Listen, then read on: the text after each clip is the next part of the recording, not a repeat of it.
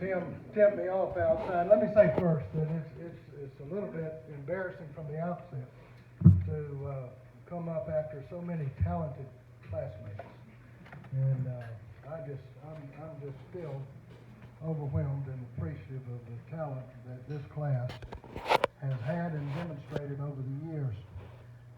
Tim tipped me off earlier that he wanted me to tell something, and I was wrestling with that to try to think what might be told that would be the least embarrassing and humiliating over time.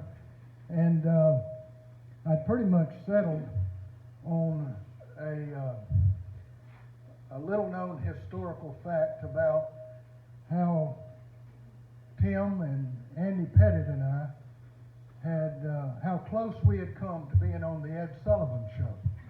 And I don't know that you know that. And then Mr. McCormick walked up, and I knew that was the tale to tell because he actually kind of got that whole thing rolling. And I'll tell you how that happened real quickly. And we know, and one of the things we're most proud of about Santa Fe High School is the Ag and FFA program there, and of course that was pretty much founded by Don McCormick, and there are many, quite a number here tonight whom offer testimony that the excellence that was expected by Mr. McCormick in that FFA program proved to be a springboard for future success. And we commend each of those for that. I wish I had been one of those that could say that. But I did slip into FFA for a brief period of time, and I was in trouble pretty much from the outset when more recently when I made a inappropriate comment about my enthusiasm for being on the dairy judging team. And Mr. McCormick had cornered me on that, and I tried to explain that it was pretty well documented that I was a late bloomer and that had behavioral problems, and that I'd been pretty busy doing nothing and didn't have much else as an explanation. And Mr. McCormick offered a gesture at that moment that has proved and provided guidance to me for all these years. And he lifted his hand, and I think some of you have seen this before.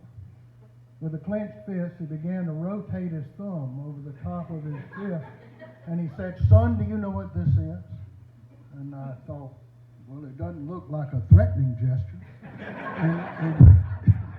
And he said, "Son, this is the world's smallest record player playing My Heart Cries for You."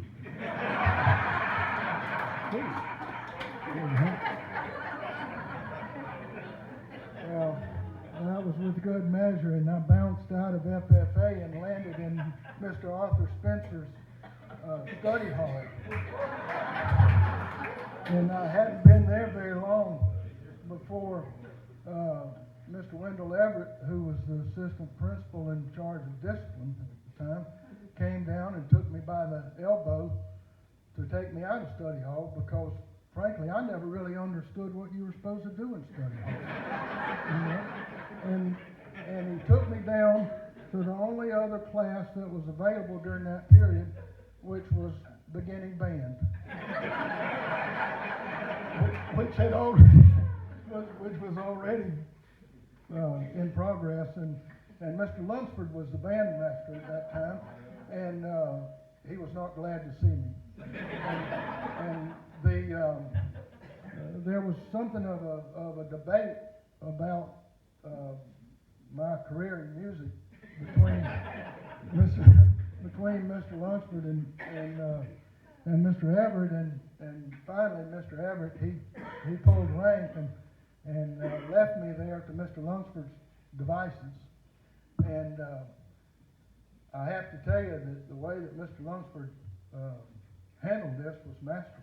He found me a practice room, and in that practice room there was a fractured snare drum, and he appointed me to undertake this self-inflicted instruction on percussion instruments.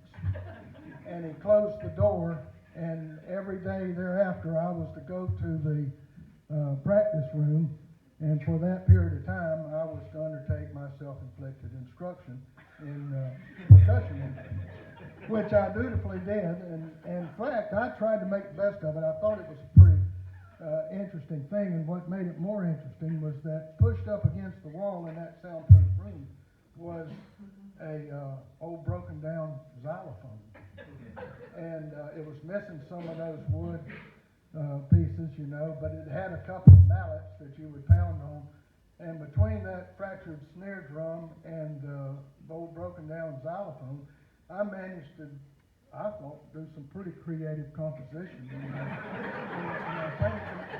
I had that going pretty good, and so I was pretty much in the music business at that point, and I had my own version of the Rolling Stones and Can't Get No Satisfaction, which was kind of a theme song for me at the time.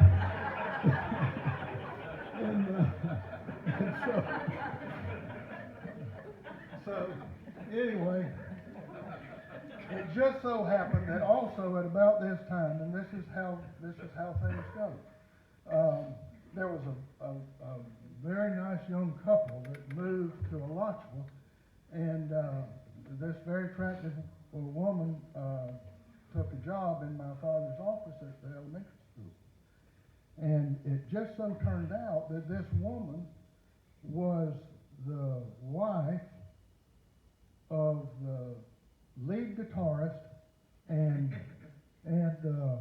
singer in Ray Parrish and the Raccoons, which was they were a pretty big deal. They had played at least twice that I knew about at the Cattleman's Banquet there in Alachua at the Women's Club here, and I was just thrilled to find that out, and I thought this might be my big break because I could make this contact. And so that's how Tim and Andy get involved, is that I arranged to meet with this fellow that was the lead, was the singer and the lead guitarist for the Ray Parrish and the Raccoons. And so I got Tim and Andy, to go with me. We went around there to meet this fellow, and this fine woman let us in and introduced us, and here was this guy. And I'm gonna tell you, he looked more like James Dean than James Dean looked like. He really did.